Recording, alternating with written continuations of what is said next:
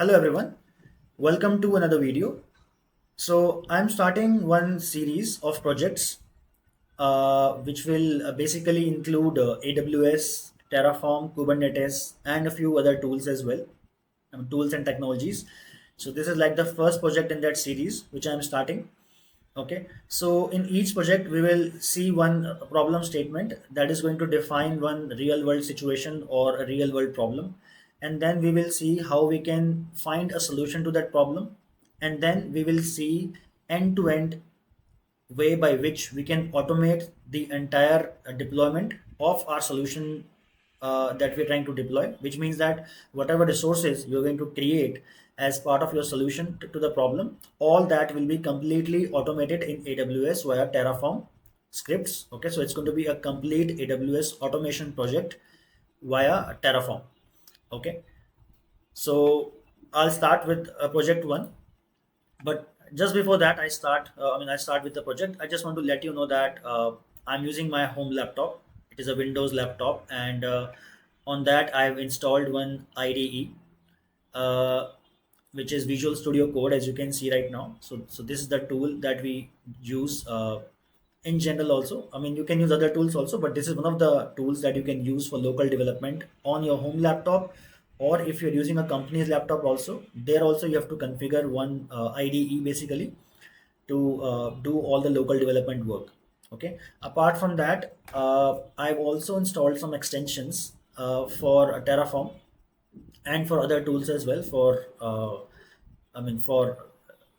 YAML also I've installed a few extensions, and similarly you can install any extensions. So how those extensions are going to help you is, if you are writing any code in any of the language. For example, this is HashiCorp, a configuration language in Terraform. So if you have installed one extension, if you have any syntax error or any kind of problem in your file anywhere, in that case those extensions are going to highlight that problem, and you can just resolve it then and there. Okay, so how, I mean, why I'm talking about this, because when you're working for a company also, so this is how the entire configuration of a laptop is going to look like. Okay, it is basically, I mean, going to be a type of a development laptop where you have all the development tools. So this is just one of the tools, Visual Studio Code, along with all the extensions, and this is how you're going to do all the local development work. Okay, before you can push it to any source code repository. Okay, so just wanted to speak about that part as well. All right, so now let's get back to our project. So this is project number one, and it is talking about a real world problem. So we have a developer who needs a secure network foundation to deploy a private application server. Okay, so basically we have a developer who's writing one application code on one application server. Okay, so to have the security around this application server, he wants a secure network in AWS. Okay, then he has some other requirements, like this server should only be accessible from a Bastion host, which is also called a jump server.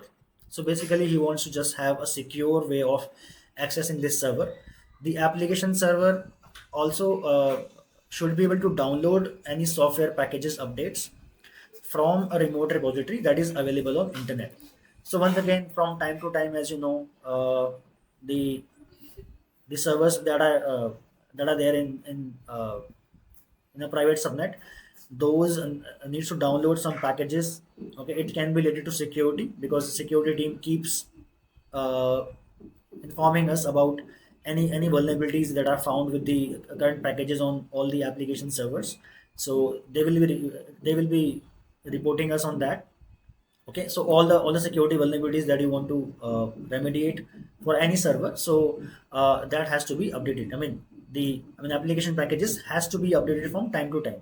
So there's a secure way by which these servers can go to internet, download packages, and come back. Okay, so we'll be uh, we'll be working to create this type of infrastructure for this application server. And also, whatever code we are writing, whatever Terraform code we are writing, that code should be reusable across different environments. As you know that in real world, when you're working, you will have different environments like dev, stage, prod. Okay, so this code should be completely reusable, which means that if we have this code push to a source code repository, then it should be pulled into, it should be able to pull, we should be able to pull that code into any environment, stage, prod, and it should be able to deploy the entire infrastructure as it is. Okay, only the things that vary in these three environments, those should vary. For example, the name of the VPC or the security group or any other resource that are relevant to that particular environment should only, change. Okay, and rest of the code should remain as it is. And that's how it is done in real world. Okay, when you have a code, that code should be deployable to multiple environments, because first you will be doing it in dev, then after development you will be doing it in, you'll be pushing that same code to stage for testing and everything. And if testing is done successfully, then that same code can be pushed to prod. Okay, and generally we work on the sprint, we use a sprint uh, cycles basically. Okay, which is of 2 weeks to 3 weeks depending on where you're working. So that's how we are going to do everything. All right, and this entire infrastructure should be having very less public exposure. Okay, so this is the requirement. Now about the solution part, a single Terraform stack that builds a VPC. So to create this secure networking foundation in AWS, we can create our own VPC, which is called a custom VPC basically.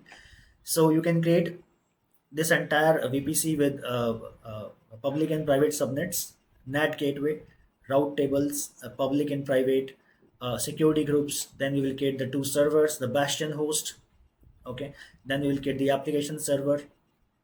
Okay, okay, this is a repetition, so let's just get rid of this. Okay, and then one more thing I have done here is in the code that whatever resources we will be creating as part of the solution, those resource will have a suffix at the end to signify the environment in which those resources reside in. Okay, so this is like another thing that we generally do in real world. Okay, when you're creating any resources in Terraform, you would want to have this naming convention to specify which environment that resource reside in. Okay, so that also will be doing it. All right, so I'll come back to the code part. So now we will take a look at the application architectural diagram for the solution that we have proposed to the application developer. So within the AWS account where we want to deploy this entire architecture, I'm inside an AWS region. Within the region, I have two availability zones, as you can see in the diagram. Within each availability zone, I have a public subnet and a private subnet with their respective CIDR ranges. Okay, I can give the CIDR range for the other one as well.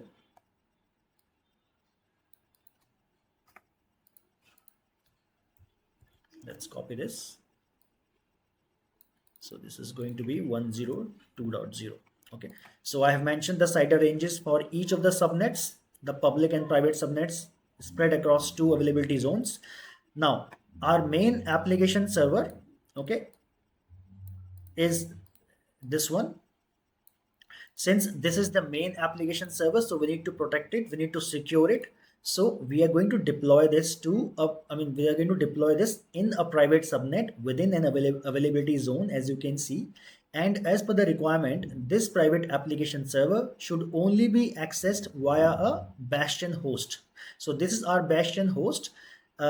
This Bastion host will be deployed in the public subnet, because the users who are authorized to access this Bastion host, they will be going via a public networking route. Okay, so this Bastion host will be deployed in the public subnet within an availability zone. Okay, but our main application server is going to be inside the private subnet. Okay, so if this is the user, and if he or she wants to SSH into the Bastion host, so the route can be this one. So we have an internet gateway attached to our main VPC. So the users will be able to SSH via this internet gateway. So we have this public route table where the route is allowed from internet via this internet gateway to SSH into this EC2 instance. Okay, and then from EC2, from this Bastion host EC2 instance, the users can access to the private application server. The other requirement was this private application server should be able to download packages from internet. Okay, so for that we are using a NAT gateway. So NAT gateway is a resource that controls private resources. Okay, so its main job is to allow outbound only access to resources in the private subnet such as EC2 instance, which is this one in our case. So if this EC2 instance, which is the private application server, if it needs to access or download anything from the internet, it can use this NAT gateway. So this is the route, this pink line which you see. So it can go via NAT gateway. Okay, once again we will have another routing table for the private connectivity, and we'll be associating the two private subnets to this route table. Okay, so this is the route that our EC2 instance can take, our private application instance can take to go out to internet via the internet gateway. So NAT gateway, it also needs an internet gateway attached to the VPC so that the traffic is allowed out to the internet to download packages. Okay, so this pink line is the exact networking flow that this private instance can take from this private subnet to go out to internet and download any packages. Okay, so it's going to go via NAT gateway. Okay, this one route table where we have allowed this type of route to go out to the internet via the NAT gateway, and NAT gateway also uses an internet gateway to go out. So for internet gateway, the entry is made in the public route table. So we'll be getting two different route tables, one for private connectivity, the other one for the public internet connectivity within the VPC. Okay, so this is how the route can go out to internet to download packages, and if someone from outside wants to access our Bastion host, then this is the route it can take, the yellow line like this. Okay, and from Bastion host, once again it can go to SSH to our private instance.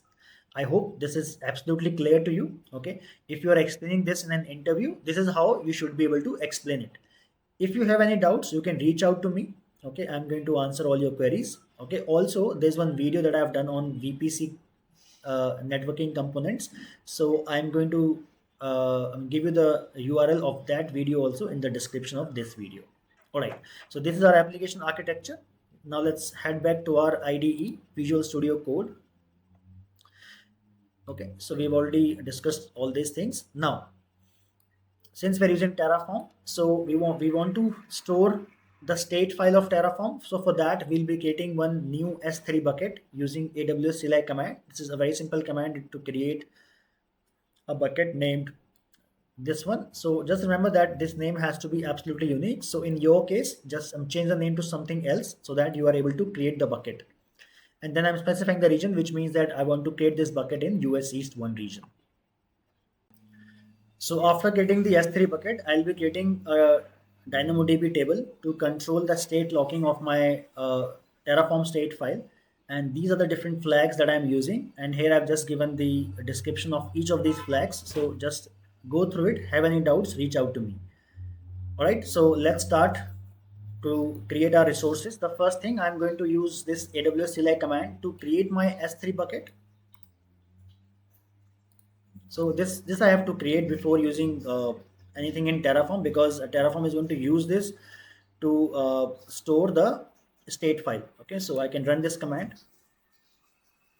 If you get this type of output, it means that the bucket was successfully created. Next, I'm going to create the DynamoDB table to control the state locking of my Terraform state file. So you can just copy and paste this command. It's going to create a DynamoDB table now. So this is the output, which means that the resources were successfully created. To verify, you can also go to your AWS management console and refresh. So this is my S3. And if I just click on this general purpose buckets, I will be seeing that new bucket that I just created. Okay, so this is the name of the bucket, and here in DynamoDB, I can just hit refresh and I can see the new table also created just after I was able to run this command. And how I'm able to authenticate to this AWS account from here, I've already configured AWS CLI with an IAM role, okay, to control all the access to this account from my terminal on my laptop. Okay, the terminal is a WSL based terminal. So uh, you have an Ubuntu 24.04 LTS based WSL terminal which you can use to interact with your AWS account. That's how I'm authenticating myself. Okay, if you need any help, you can reach out to me. I can provide you all the information on how to configure this type of access. All right. So this is done. Now I'm inside the project one and I have a few files. And as you can see in Terraform, we can create different type of files which are used for different purposes. So I have this a provider file where I've specifying the provider, which is AWS in my case. Okay, which is AWS, and I'm using US East 1 region to create all the resources. Okay, and here I've specified the backend configuration that I'm using with Terraform. So I'm using the name of the bucket that I just created. So the bucket that you just created should come here also, and the DynamoDB table also that you just created should be coming here in this backend configuration to specify that these are my this is my S3 bucket and this is my state logging table. Okay, then in main.tf, if I just want to walk you through, I'm getting all the resources that I spoke about when I was explaining the entire diagram.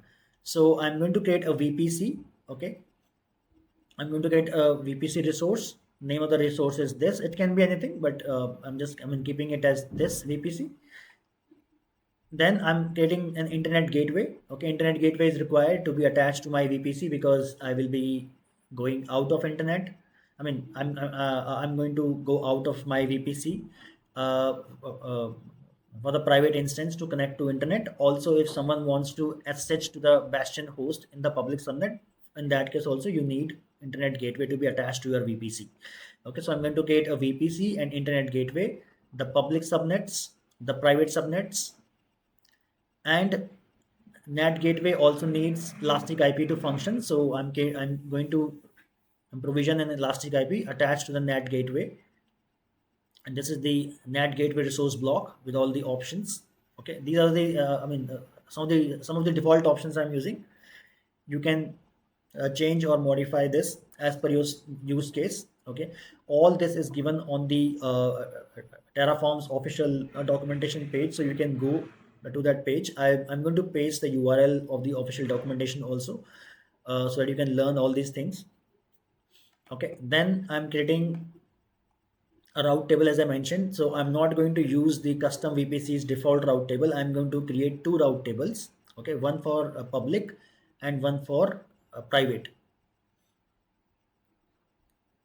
Okay, and here I'm specifying the route within my route table to go via internet gateway, as you can see. So to go to internet via the internet gateway, so I'm attaching this route to this route table. Okay, so it's going to be a different resource block. Then here I'm specifying the subnet that I want to associate with my public route table. Okay, then I'm creating a private route table resource, and once again I'm specifying that there should be a route in my private route table to go via NAT gateway to internet. So all the resources within the private subnet, they can use this NAT gateway to go out to internet and download any packages. Then I'm specifying what subnets I want to associate with this route table here. Then I'm getting two security groups, one for my Bastion host, okay, where I'm specifying that I can allow port number 22 SSH from everywhere, okay, and I'm also uh, going to define my outbound interface on this security group. So I'm allowing all the traffic, okay, from inside of my instance. Okay, so basically here I'm specifying the inbound rules and this is the outbound rules for the Bastion host security group. Then I'm specifying the security group for the application server, and this has to be slightly restrictive because this is a private server. This is our main application server that we want to protect, inside our VPC. So I'm allowing inbound access to port 22 from only the security group of my Bastion host. As you can see, for outbound, I'm allowing everything. This is fine, but this inbound is more critical. So here I'm just specifying that the SSH access to this private instance should only happen from the Bastion host. And this because I need to go out to internet from this private instance. So I'm allowing internet access on the outbound interface of this security group for the application server. And then I'm using this AMI to be a reference to my EC2 instance creation so that I can fetch the dynamic AMI ID from AWS rather than hard coding it. So this is the way you can get a dynamic AMI ID using the data block. Okay, and then here I'm getting the two resources, two EC2 instances, one Bastion host and one application server with all the fields that we spoke about. Okay, so I'm using a t3.micro instance type. Okay, but in real world it can be some big instance type also. Since it is only for demo purposes on my home laptop, I'm using this instance type. Then I'm specifying the subnet ID, security groups, and some tags that I want to specify. Okay, locals.tf has some information that I want to be referencing to my resource names. For example, environment variable, as I mentioned, it's going to be suffix. So it's going to be here environment where.env. Okay, and if you go to my dev.tf file, so this is the exact configuration data that is relevant to my dev environment. Okay, so this is the information that's going to separate your different environments. So here I'm specifying dev because these resources are going to be created in the dev environment. The same you can change, so if you can keep these values different and pass another tfvar files like stage.tfvars or prod.tfvars if you're using all these different scripts in another environment. Okay, so this is where I'm specifying the different configuration data that differs in each environment in which I want to deploy this entire architecture using the Terraform script files. Okay, and I'm using some variables also. Okay, some standard variables I'm using: name of the project, environment variable, region, CIDR of VPC, then public and private CIDR ranges, availability zone count. All that I'm using here in the variable.tf file. And in outputs.tf, I will be able to see the output of the resources that I'll be creating as part of this deployment. Okay, so I've explained all the things. If you still have any doubts, you can reach out to me. I'm going to share this entire code in a GitHub repo so you can clone and you can try it on your own. And this project detail will also be included there, and this architectural diagram also. So all this is going to be part of the GitHub repo that will be there. Okay, so you can try to do this hands-on project on your own also. Have any doubts, reach out to me. All right, guys, so let's try to deploy the architecture now. So the first command is going to be Terraform init to initialize the backend, download the provided plugins. Okay, so Terraform init was successful. The next command is going to be Terraform plan to do a dry run of the resources that these different script files are going to create for me. Okay, so my Terraform plan command shows that there are 20 resources to add, 0 to change, 0 to destroy, all looking good. Now I will run Terraform apply command.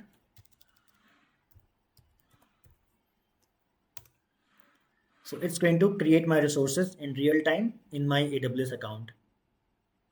All right, so it's showing the same thing as a Terraform plan. So 20 to add, 0 to change, 0 to destroy.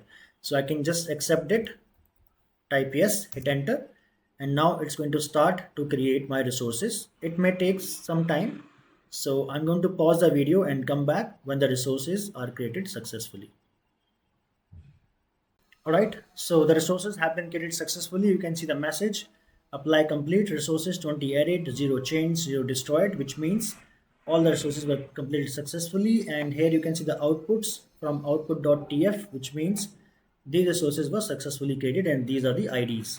Okay, so now what we can do is we can verify everything in our AWS account. So let's go to my AWS account and let's go to VPC first. So if I click on VPCs, you can see the new VPC was created. This one, TF starter dev VPC.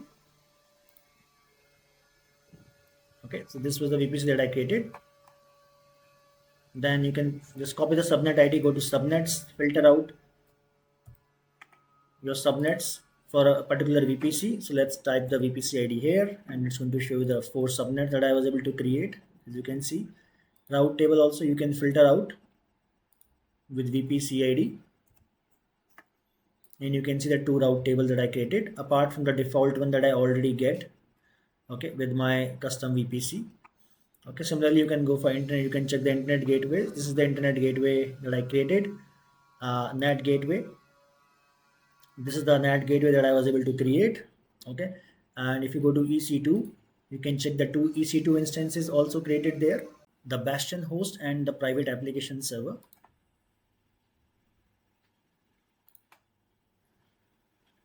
So you can see I have the application server running and our Bastion host running.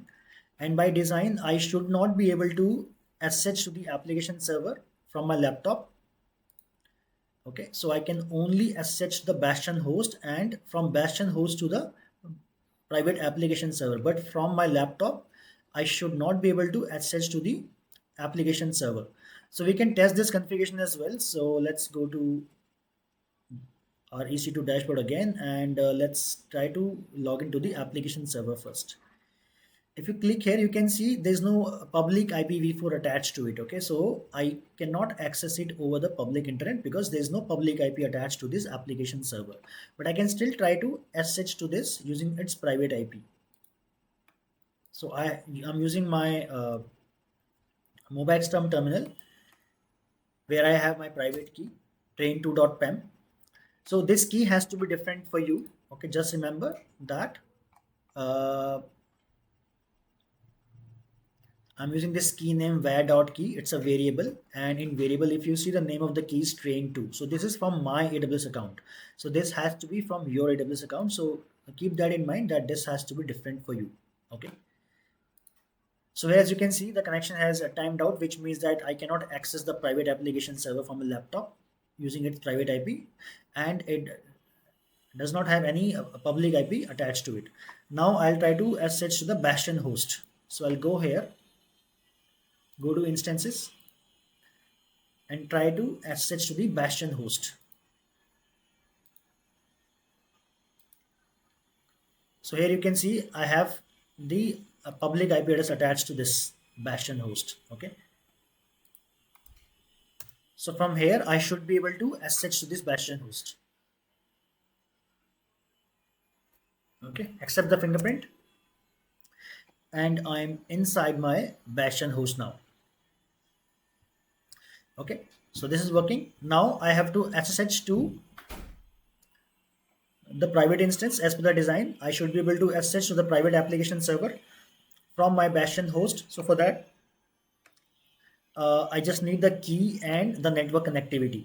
So in my security group that I have attached to the private application server, I'm allowing access from the entire security group of Bastion host, which means that I will be able to access to this machine from my Bastion host. Okay, but I should have the private key also on the Bastion host to access to this machine, which I don't have right now. So what I'll do, I'll go to my Mobexterm terminal where I have the private key. I will cat the contents of the file.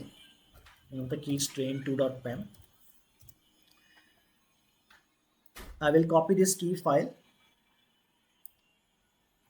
and I'm going to create this key file with the same name train2.pem on my Bastion host. So I can do cat redirect it using redirection operator, and then do train2.pem. So I'm just trying to create the private key file here so that I can access to the private instance from here. File is created.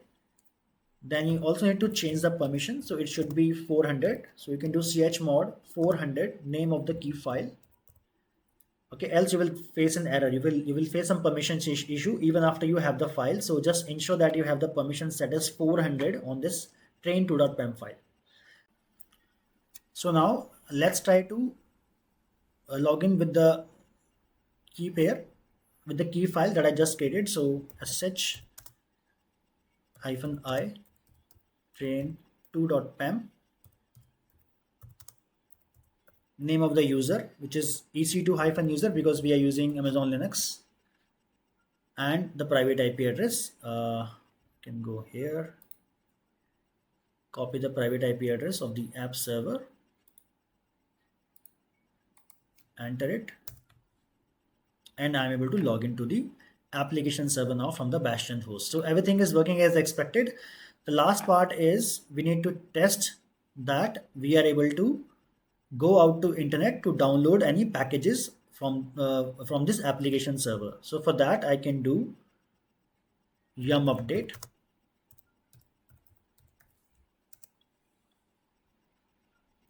So I need to be root.